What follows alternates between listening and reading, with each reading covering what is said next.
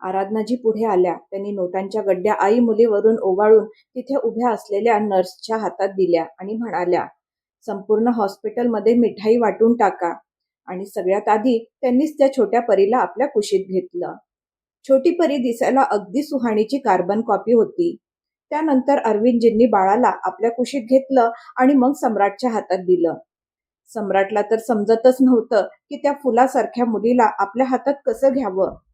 तो कधी तिच्या इवल्याशा हातांकडे पाहत होता तर कधी तिच्या पायांकडे. या क्षणी तो स्वतःच एखाद्या लहान मुलासारखा वाटत होता. बिझनेस टायकून सम्राटचं हे एक वेगळंच रूप होतं, ज्याची कुणी कल्पनाही केली नव्हती. अगदी सुहाणीने सुद्धा नाही. ती फक्त त्याच्याकडेच पाहत होती आणि मनातल्या मनात विचार करत होती, बहुतेक मला एकाच वेळी 2 मुलांना सांभाळावं लागणार आहे. हे मिस्टर सूर्यवंशी सुद्धा काही लहान मुलांपेक्षा कमी नाहीत. आज सूर्यवंशी कुटुंब खरंच पूर्ण झालं होतं. फक्त या कुटुंबाचा पाया असलेले रघुवीर सूर्यवंशी त्यांच्या सोबत नव्हते आणि पुढे असतील की नाही हे सांगणं सुद्धा कठीण होतं. काही वेळाने सम्राटने सगळ्यांना घरी पाठवून दिलं आणि तो सुहानी जवळच थांबला. बाळ निवांत आपल्या पाळण्यात झोपलं होतं. तो सुहानी जवळ आला आणि अतिशय हळुवारपणे तिच्या कपाळावर किस घेत म्हणाला, थँक्यू मला तुझ्यासारखी लिटिल स्वीट सुहानी दिल्याबद्दल. पण माझ्या लिटिल सम्राटचं काय? ती आपले मोठे मोठे डोळे फिरवत म्हणाली.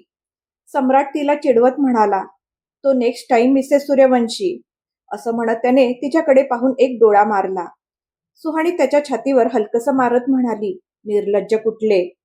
सम्राट तिचा गाल ओढत म्हणाला, आता कसं का असे ना, आहे तर तुझाच. बरं तू आराम कर, मी डॉक्टरांना भेटून येतो. असं म्हणत तो तिथून निघून गेला. सुहानी आराम करू लागली. सम्राट डॉक्टरांच्या कॅबिनकडे जात होता. नेमकं त्याच वेळी त्याला तिथे अनुजा आणि राघव दिसले. दोघांना पाहून सम्राट आश्चर्यचकित झाला. अनुजा आणि राघवचीही तीच अवस्था झाली. कशी आहेस अनुजा? सम्राट तिच्याजवळ जात म्हणाला. अनुजाने राघवचा हात पकडला होता. ती त्याचा हात आणखीन घट्ट पकडत म्हणाली, मी खूप आनंदात आहे सम्राट. सम्राटला स्पष्ट दिसत होतं की अनुजा तिच्या आयुष्यात खूप आनंदी आहे. त्याला तिच्यासाठी खूप आनंद होत होता. बरं पण तुम्ही इथे कसे? सगळं ठीक आहे ना? सम्राट काळजीने म्हणाला. त्यावर राघवने हसत उत्तर दिलं, असं काही नाही, फक्त रुटीन चेकअपसाठी आलो होतो. पण तू इथे काय करत आहेस? सम्राट हसत म्हणाला, या तुम्हा दोघांना काहीतरी दाखवतो. असं म्हणत त्याने दोघांना सोबत येण्याचा इशारा केला. अनुजा आणि राघवने एकमेकांकडे पाहिलं आणि तेही सम्राट सोबत निघाले. सम्राट सुहाणीच्या रूम मध्ये येऊन सुहाणीकडे पाहत म्हणाला, बघ तर सुहाणी, कोण आलंय? इतक्यात राघव आणि अनुजाही आत आले. अनुजाला पाहताच सुहाणीच्या ओठांवर मोठंसं हसू उमटलं. अनुजाची नजर आधी सुहानीवर पडली आणि मग तिच्या शेजारी झोपलेल्या बाळावर. तिला लगेच सगळं समजलं. ती आनंदाने सुहानी जवळ गेली आणि तिचं अभिनंदन केलं. राघवनेही सम्राटचं अभिनंदन केलं. अनुजाने लगेच बाळाला आपल्या कुशीत घेऊन तिला आपल्या छातीशी कवटाळलं. असं करताना तिच्या चेहऱ्यावर एक वेगळाच आनंद होता, जो कुणापासूनही लपला नाही. अनुजाकडे पाहत सुहानीने विचारलं, अनुजा तू इथे कशी? अनुजा हसली आणि तिने मान खाली घातली. सुहानीला समजायला वेळ लागला नाही की अनुजा ही गरोदर आहे आणि तपासणीसाठीच इथे आली आहे. सुहानीला अनुजासाठी मनापासून आनंद झाला. अनुजा सुहानीकडे पाहत म्हणाली, खूपच गोड मुलगी आहे. अगदी तुझंच दुसरं रूप आहे. या गोड परीचं नाव काय ठेवणार आहात तुम्ही? सुहानीने तिचा हात आपल्या हातात घेतला आणि म्हणाली, माझी इच्छा आहे की तिचं नाव तू ठेवावंस. खरंच? अनुजाने आनंदाने विचारलं. सुहानीने पापण्या मिचकावत होकार दिला. मग अनुजाने सम्राटकडे पाहिलं आणि त्याला जवळ येण्याचा इशारा केला. सम्राट तिच्या जवळ आला. ही तुम्हा दोघांची वीरा आहे. तुम्ही दोघं कायम असेच सोबत राहा आणि खूप आनंदी राहा, अनुजा म्हणाली.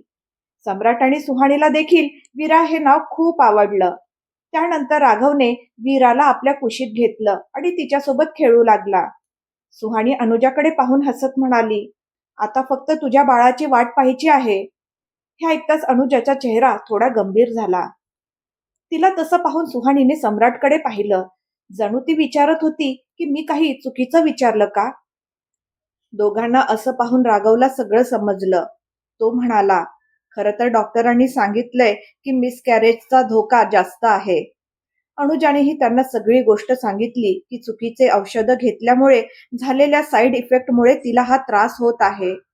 हे ऐकून सम्राटला खूप वाईट वाटलं, कारण त्याला माहित होतं की या सगळ्यांसाठी कुठेतरी रघुवीर जबाबदार होता. तो अनुजाजवळ गेला, दोन्ही हात जोडले आणि म्हणाला, "मला माफ कर अनुजा, तुझ्या या अवस्थेसाठी कुठेतरी मी सुद्धा जबाबदार आहे." "हे काय बोलत आहे सम्राट? तुझा नेमका काय अर्थ आहे?" अनुजा जवळ चकित होऊन म्हणाली. सम्राटने तिला सगळी गोष्ट सांगितली की तिला मारण्याचा प्रयत्न करणारा आणि चुकीची औषधं देणारा दुसरा कोणी नसून रघुवीरच होता. "मी तुझ्या आयुष्यात आलोच नसतो तर तुझ्यासोबत हे सगळं घडलंच नसतं." सम्राट तिच्याकडे हतबल नजरेने पाहत म्हणाला. 2 क्षणासाठी तिथे पूर्ण शांतता पसरली. सम्राट मान खाली घालून अनुजासमोर उभा होता. अनुजाने त्याच्याकडे पाहिलं आणि एक खोल श्वास घेत म्हणाली, "मनावर कोणतंही ओझं ठेवू नकोस सम्राट. हे माझ्या नशिबात लिहिलं असेल म्हणून घडलं. यात कुणाचाही दोष नाही. तुझ्या आयुष्यात आनंद आला आहे, त्या आनंदात जग. जे निघून गेलं ते विसरून जा." किती सहजपणे अनुजाने सम्राटच्या मनावरील ओझं हलकं केलं होतं. पण सम्राट स्वतःला तिचा गुन्हेगारच मानत होता. सुहानीने अनुजाला मिठी मारत म्हटलं, "तू खूप चांगली आहेस अनुजा, खूप चांगली. बघ, चांगल्या लोकांसोबत देव कधीच वाईट करत नाही. खूप लवकर तुझी कूस सुद्धा आनंदाने भरून जाईल. हा माझा विश्वास आहे, हा माझा भरोसा आहे." ते ऐकून अनुजाच्या डोळ्यात पाणी तरळलं. "माझं आयुष्य तर देवाने आधीच आनंदाने भरून टाकलं आहे सुहानी. मला राघवसारखा नवरा दिला, सियासारखी गोड मुलगी दिली. मला कुणाबद्दलही कोणतीच तक्रार नाही." अनुजा हसत म्हणाली. त्यानंतर सम्राटने दोघांचं तोंड गोड केलं. काही वेळ गप्पा झाल्यानंतर ते दोघं तिथून निघून गेले. असेच 2-4 दिवस निघून गेले. आज सुहानी वीराला घेऊन घरी येणार होती. संपूर्ण सूर्यवंशी हाऊस फुलांनी सजवलं गेलं होतं आणि वीराच्या स्वागतासाठी घरात एक पूजा ठेवली होती. रघुवीरपर्यंत त्यांच्या प्रत्येक क्षणाची बातमी पोहोचत होती आणि तो या सगळ्या आनंदाला मुकत होता. पण स्वतःचं अस्तित्व तर त्याने स्वतःच गमावलं होतं. ज्या रघुवीर शिवाय सूर्यवंशी घरात पानही हलत नव्हतं, आज त्याच्याशिवाय सगळी कामं सुरळीत सुरू होती आणि तो एकटा तडफडत होता. इकडे सम्राट सुहानीला आणि आपल्या वीराला घेऊन घरी आला. आराधनाजींनी तिघांची आरती ओवाळली. काही वेळाने पूजा सुरू झाली. जवळजवळ 1 महिना उलटून गेला होता. आता विराटचं लग्न सुद्धा त्याच्या आवडीच्या मुलीसोबत ठरलं होतं. फार मोठा सोहळा नव्हता. फक्त घरचे लोक आणि काही खास नातेवाईकच या लग्नासाठी आमंत्रित होते. छोटीशी वीरा आता 1 महिन्याची झाली होती. तिच्या काकांचं लग्न होतं म्हणून ती पांढऱ्या रंगाच्या सुंदर फ्रॉकमध्ये एखाद्या परीपेक्षा कमी दिसत नव्हती. लग्न घरातच होणार होतं. सगळे खूप आनंदात होते. पण एक व्यक्ती अशी होती ज्याला हा आनंद अजिबात सहन होत नव्हता. तो त्या क्षणी सूर्यवंशी हाऊसच्या बाहेर उभा होता आणि डोळ्यात रागाची ज्वाला घेऊन त्या घराकडे पाहत होता. "खूप आनंद साजरा केला आहे तुम्ही लोकांनी. आता फक्त विनाश होईल. संपूर्ण सूर्यवंशी कुटुंब रक्ताचे अश्रू रडेल." असं म्हणत त्याने कोणाला तरी फोन लावला आणि म्हणाला, "संधी मिळताच त्या सम्राटच्या मुलीला उचलून घ्या." समोरून उत्तर आलं, "ओके सर, आम्ही घराच्या आतच आहोत. संधी मिळताच त्या मुलीला उचलून घेऊ." इतकं बोलून दोन्ही बाजूंनी फोन कट झाला. या सगळ्यांपासून पूर्णपणे अनभिज्ञ असलेले सम्राट, सुहानी, विराट आणि घरातील इतर सदस्य लग्नाचा आनंद लुटत होते. जवळजवळ सगळे पाहुणे आले होते. गार्डन एरियामध्ये मंडप सजला होता. नवरदेव आणि नवरी मंडपात बसले होते. पंडितजींनी मंत्रोच्चार सुरू केले आणि बघता बघता लग्न देखील पार पडलं. छोटीशी वीरा सुहानीच्या कुशीत होती. ती एका क्षणासाठीही सुहानीला सोडत नव्हती आणि सुहानीचंही तिला स्वतःपासून दूर करण्याचं मन होत नव्हतं. दुसरीकडे नोकराच्या वेशात असलेले काही लोक वीराचं अपहरण करण्यासाठी संधीची वाट पाहत होते, पण त्यांना संधीच मिळत नव्हती. त्यांना वाटलं होतं की घरात इतकी गडबड आणि वर्दळ आहे, त्यामुळे अपहरण करणं सोपं जाईल. पण सम्राट सूर्यवंशीच्या नाकाखालून त्याच्या घरात काही करणं इतकं सोपं नव्हतं. शेवटी निराश होऊन त्यांना रिकाम्या हाताने परत जावं लागलं. लग्न व्यवस्थित पार पडलं होतं. प्रत्येक गोष्ट सम्राटने परफेक्ट पद्धतीने सांभाळली होती. मग हळूहळू सगळे पाहुणे निघून गेले आणि अपहरणाचा प्रयत्नही फसला. कोणी वीराला स्पर्श सुद्धा करू शकलं नव्हतं. रात्र झाली. लग्नाच्या धावपळीत सगळेच थकून गेले होते. वीराला झोपवता झोपवता सुहाणी स्वतःही झोपून गेली होती आणि सम्राट बसून त्या दोघींनाच पाहत होता. तो त्यांच्याकडेच पाहत राहिला जोपर्यंत त्याला झोप लागली नाही. कनिका आणि आहान देखील लग्नासाठी आले होते. ते सुद्धा आपल्या खोलीत जाऊन झोपले. रात्र सरली आणि सकाळ झाली. विराट आपल्या पत्नीला घेऊन सिंगापूरला फिरायला निघून गेला होता. कनिका आणि आहानही मलेशियाला परत गेले होते. घरी फक्त आराधनाजी, अरविंदजी, सम्राट, सुहानी आणि त्यांची वीरा राहिली होती. दुसरीकडे ज्याने वीराला पळवण्यासाठी माणसं पाठवली होती तो प्रचंड संतापाने म्हणत होता, यावेळी तर तू वाचला सम्राट, पण पुढच्या वेळी नाही वाचणार. तुझा जीव तुझ्या त्या मुलीत आहे ना, तिलाच तुझ्यापासून दूर करीन, तेव्हाच तुला कळेल की तळमळ म्हणजे काय असते. तो अत्यंत रागाने हे सगळं बोलत होता. त्याला फक्त एका संधीची वाट होती. एक दिवस सम्राट आणि सुहानी वीराला घेऊन सुहानीच्या आई वडिलांच्या घरी गेले होते, जे आता दुसऱ्या शहरात राहत होते. संपूर्ण 2 दिवस ते तिघे तिथेच राहिले. वीरा आल्यापासून सम्राटचं सुहानीवरील प्रेम आणि काळजी दोन्ही वाढत चालली होती. सुहाणीचंही तसंच झालं होतं. आज ते तिघं परत घरी येत होते. सुहाणी इतकी खोडकर आणि नटखट झाली होती की तिने हट्टाने सम्राटला बाजूला केलं, वीराला त्याच्या कुशीत दिलं आणि स्वतः ड्रायव्हिंग सीटवर जाऊन बसली. सम्राटची मात्र अवस्था खराब झाली होती. ही आपल्याला घरी सुखरूप पोहोचवेल ना, असं त्याच्या मनात चाललं होतं.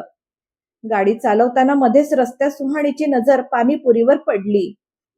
बस मग काय, त्यानंतर तिला जगातली कोणतीही ताकद पाणीपुरी खाण्यापासून थांबवू शकत नव्हती. तिने गाडी बाजूला लावली.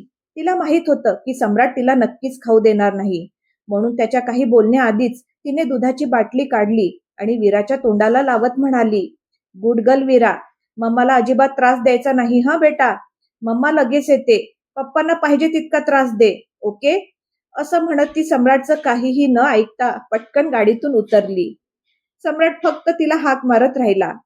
वीरा निवांत दूध पीत होती, त्यामुळे तो तिला घेऊन खालीही उतरू शकत नव्हता. ओ गॉड, काय डोकं चालतं या आयटमचं, तो सुहानीकडे पाहत म्हणाला. तिकडे सुहाणी निवांत पाणीपुरीचा आस्वाद घेत होती आणि सम्राट गाडीत बसून तिच्याकडे पाहत होता. त्याने आधी सुहानीकडे पाहिलं, मग वीराकडे पाहत म्हणाला, बघ तुझ्या मम्माला कशी मध्येच पाणीपुरी खात आहे. मला तर विचारलं सुद्धा नाही तिने. बेटा, तू तुझ्या मम्माच्या संगतीत अजिबात राहू नकोस. थोडेफार पप्पांचे गुण सुद्धा घे, नाहीतर तुम्ही दोघी मिळून मला वेडा कराल. इतक्यात सुहाणीने त्याच्याकडे पाहिलं, मग ती हातात काहीतरी घेऊन त्याच्याकडे येऊ लागली. सम्राटला वाटलं की ती त्याच्यासाठी पाणीपुरी घेऊन येत आहे. त्याच्या तोंडाला तर आधीच पाणी सुटलं होतं, पण हद्द तर तेव्हा झाली जेव्हा सुहाणी त्याच्या जवळ आली आणि जवळजवळ त्याला रागवतच म्हणाली, काय, कधी पाहिलं नाही का मला तुम्ही? की कधी पाणीपुरी पाहिली नाहीत? तेव्हापासून फक्त बघतच आहात. वीराकडे लक्ष द्या शांतपणे. इतकं बोलून ती पुन्हा मागे वळून निघून गेली. सम्राटने पाणीपुरी खाण्यासाठी उघडलेलं तोंड तसंच उघडं राहिलं. बिचारा सम्राट. असेच हसत खेळत दिवस जात होते. विराट अजून सिंगापूरहून परतला नव्हता, पण आज कनिकाचा फोन आला होता की ती गरोदर आहे आणि या काळात तिला आराधनाजी आणि अरविंदजींनी तिच्यासोबत येऊन राहावं असं तिला वाटत होतं, म्हणून ती त्यांना मलेशियाला बोलवत होती. कनिकाच्या प्रेग्नेन्सीची बातमी ऐकून पुन्हा एकदा सूर्यवंशी हाऊसमध्ये आनंदाचं वातावरण पसरलं. सम्राट त्यावेळी ऑफिसमध्ये होता. त्याची एक महत्वाची मीटिंग होती. आराधनाजींना कनिकासाठी खूप साऱ्या वस्तू घ्यायच्या होत्या. त्या सुहाणीला घेऊन शॉपिंगसाठी गेल्या. वीरा देखील त्यांच्या सोबतच होती. या गोष्टीपासून पूर्णपणे अनभिज्ञ की त्यांचा हा नवीन शत्रू प्रत्येक क्षणी त्यांच्यावर नजर ठेवून आहे. यावेळी तर तो स्वतः अपहरण करण्यासाठी तिथे आला होता. मॉलमध्ये पोहोचताच आराधनाजी आणि सुहानी खरेदी करण्यात व्यस्त झाल्या. शॉपिंग झाल्यानंतर त्यांनी सगळं सामान गाडीत ठेवलं. त्यावेळी त्या पार्किंग एरियामध्ये होत्या, जिथे त्यांच्या व्यतिरिक्त दूर दूरपर्यंत कोणीच नव्हतं. इतक्यात आराधनाजींना एक फोन आला. मॅडम, तुमची एक बॅग इथेच राहिली आहे. आता ती बॅग कुणीतरी मुद्दाम आधीच लपवून ठेवली होती की त्या खरोखर विसरल्या होत्या हे कुणालाच माहित नव्हतं. मग आराधनाजी सुहानीकडे पाहत म्हणाल्या, सुहानी तू इथेच थांब वीरासोबत, मी जाऊन बॅग घेऊन येते. आई तुम्ही कशाला पुन्हा एवढं चालत जाणार, तुम्ही थांबा मीच घेऊन येते, सुहानी म्हणाली. आराधनाजी म्हणाल्या, ठीक आहे, वीराला इकडे दे माझ्याकडे. सुहानी वीराला त्यांच्या कुशीत देऊ लागली, पण वीरा तिच्या कुशीतून जातच नव्हती. पहिल्यांदाच असं झालं की वीरा सुहानीपासून दूर जायला तयार नव्हती. सुहानीने प्रेमाने तिच्या कपाळावर किस केलं आणि म्हणाली, बाळा मम्मा फक्त 2 मिनिटात येते. असं म्हणत तिने वीराला आराधनाजींच्या कुशीत दिलं आणि स्वतः मॉलच्या आत निघून गेली. याच क्षणाची वाट तो अपहरण करता पाहत होता. सुहानी आत जाताच तो आराधनाजींजवळ आला. मॅडम तुमची बॅग. आराधनाजींनी मागे वळून पाहिलं. तेवढ्यात त्याने त्यांच्या चेहऱ्यावर काहीतरी फवारलं आणि त्यांच्या कुशीतून वीराला उचलून घेतलं. आराधनाजी जागच्या जागी बेशुद्ध होऊन खाली कोसळल्या. हे पाहून ड्रायव्हर घाबरला. तो पटकन त्यांच्या दिशेने धावला. त्या माणसाने ड्रायव्हरच्या पोटात जोरात लाथ मारली आणि जवळच पडलेला दगड उचलून त्याच्या डोक्यावर फेकून मारला. क्षणात ड्रायव्हरचं डोकं रक्ताने माखलं. तो काही करण्याआधीच तो माणूस वीराला घेऊन तिथून पळून गेला.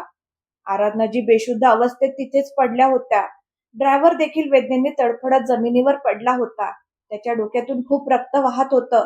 तरीही त्याने सम्राटला फोन लावला. सम्राट त्यावेळी एका महत्वाच्या मीटिंगमध्ये होता. पण ड्रायव्हरचा नंबर पाहताच त्याच्या मनात धस्स झालं. त्याने क्षणाचाही विलंब न करता फोन उचलला. ड्रायव्हरने मोठ्या मुश्किलीने त्याला सगळी गोष्ट सांगितली. सर, छोट्या बेबीला कुणीतरी उचलून घेऊन गेला आहे आणि मोठ्या मालकीन सुद्धा बेशुद्ध पडल्या आहेत. हे ऐकता सम्राटच्या पायाखालची जमीनच सरकली. तो तत्काळ शॉपिंग मॉलच्या दिशेने निघाला, जो त्याच्या ऑफिस जवळच होता. तेवढ्यात सुहाणीही परत आली. तिच्या हातात शॉपिंगच्या पिशव्या होत्या आणि वीरासाठी आणलेली एक सुंदर बाहुली होती. हे बघ वीरा, मम्मा तुझ्यासाठी काय घेऊन आली आहे. असं म्हणत तिने समोर पाहिलं तर आराधनाजी तिला जमिनीवर बेशुद्ध पडलेल्या दिसल्या. ड्रायव्हरची अवस्थाही वाईट होती. हे दृश्य पाहताच सुहाणीचं हृदय धडधडू लागलं. तिच्या मनात सर्वात आधी वीराचाच विचार आला. तिच्या हातातून सगळं सामान खाली पडलं. ती धावत गाडीपाशी गेली आणि आत डोकावत घाबरलेल्या आवाजात म्हणाली, वीरा वीरा. पण वीरा तिथे नव्हतीच. वीरा दिसत नसल्यामुळे सुहाणीची अवस्था आणखीनच बिकट झाली. जणू तिच्या शरीरातून प्राणच निघून गेले होते. मग ती धावत आराधनाजींजवळ आली. त्यांच्या चेहऱ्यावर पाणी शिंपडत ती रडत म्हणाली, आई उठा ना आई, माझी वीरा कुठे आहे. आराधनाजींना इतकं जोरदार बेशुद्धीचं औषध देण्यात आलं होतं की त्यांना शुद्धच येत नव्हती. तेवढ्यात ड्रायव्हरने तिला सांगितलं, मॅडम छोट्या बेबीला कुणीतरी पळवून नेलं आहे. हे ऐकताच सुहाणीच्या अंगात उरलेला जीव सुद्धा निघून गेला. रडून रडून तिची अवस्था वाईट झाली होती. तिचा संपूर्ण चेहरा अश्रूंनी भिजला होता. वीरा वीरा असं ओरडत ती वेड्यासारखी बाहेरच्या दिशेने धावू लागली. तिला ना भान होतं ना शुद्ध. ती फक्त वेड्यासारखी धावत होती.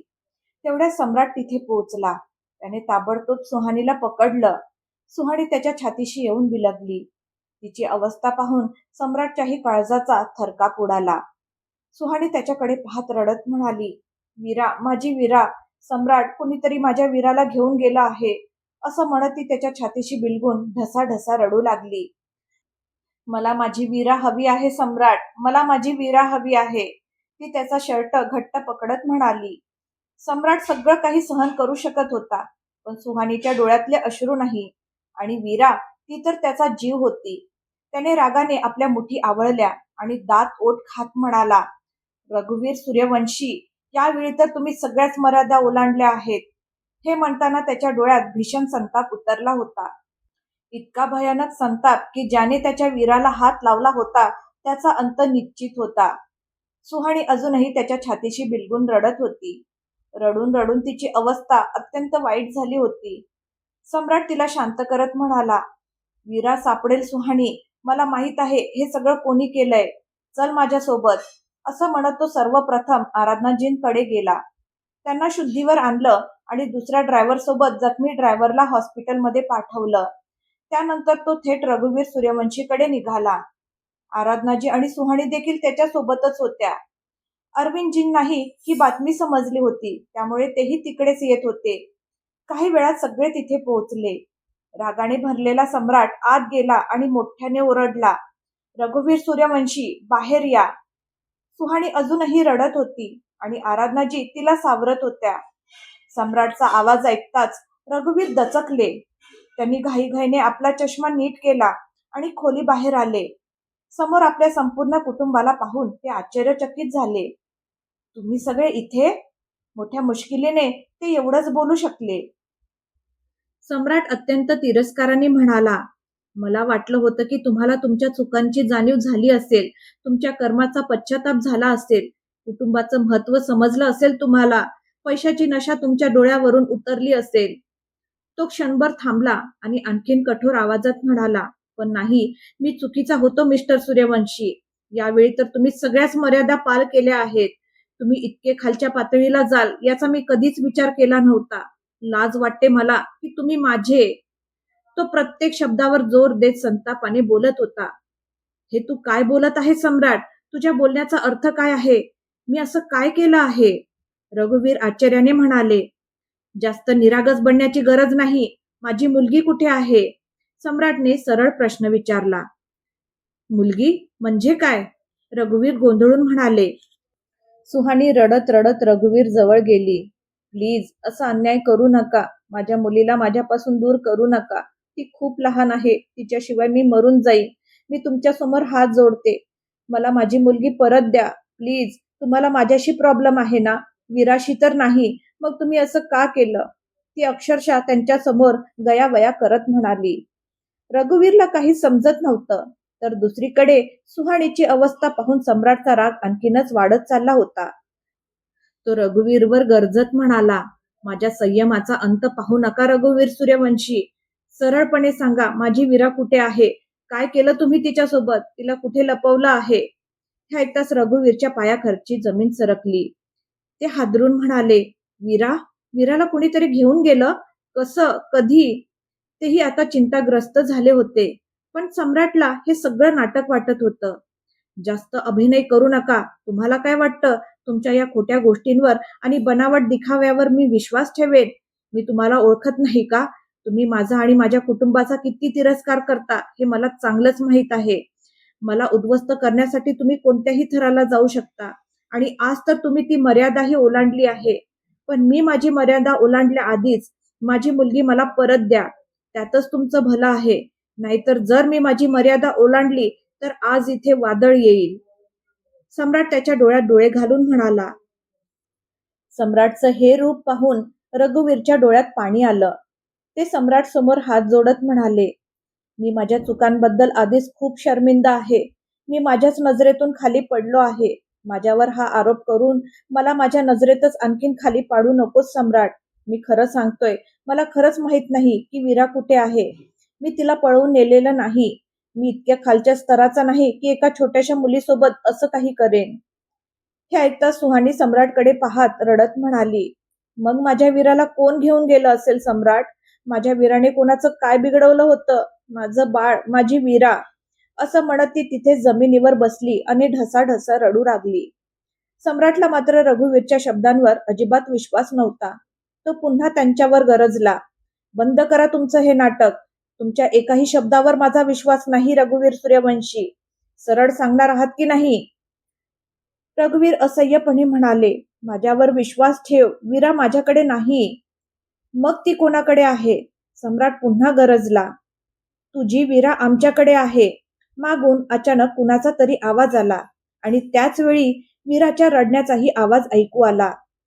सगळे मागे वळून पाहू लागले आणि समोरच्या व्यक्तीला पाहताच सगळ्यांचे डोळे आश्चर्याने विस्फारले. तुम्ही? सम्राट शॉक होऊन म्हणाला. आता वीराचं अपहरण नेमकं कोणी केलं असेल? तुम्हाला काही अंदाज येतोय का? तर कमेंटमध्ये नक्की सांगा. पुढे काय होईल जाणून घेण्यासाठी पाहत राहा माय फोर्स मॅरेज. भेटूया पुढच्या भागात. आजचा भाग तुम्हाला कसा वाटला मला कमेंट करून नक्की सांगा. धन्यवाद.